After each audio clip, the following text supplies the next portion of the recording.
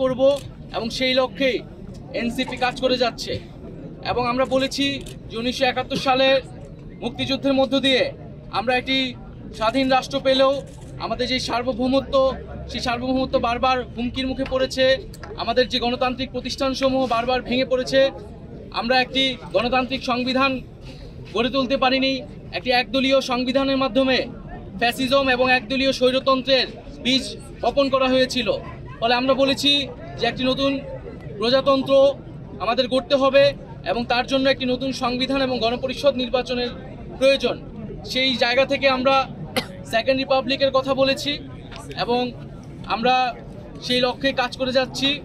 এবং জাতীয় নাগরিক পার্টি এই মুহূর্তে তার প্রথম লক্ষ্য হচ্ছে তার সাংগঠনিকভাবে কার্যক্রম বিস্তৃত করা, তৃণমূলে সাংগঠনিক কার্যক্রম বিস্তৃত করা এবং নিবন্ধন নিতে যেই ধরনের শর্তাবলী পূরণ করতে হয় সেই শর্তাবলী পূরণ করার দ্রুত সময়ের মধ্যে পূরণ করে আমরা নিবন্ধন কার্যক্রম আগাবো।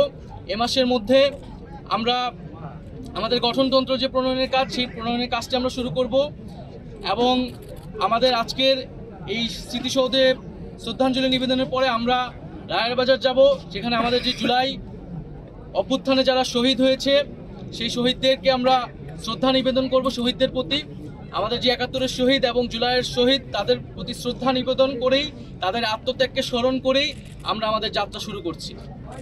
একটাই প্রশ্ন স্যার, সেকেন্ড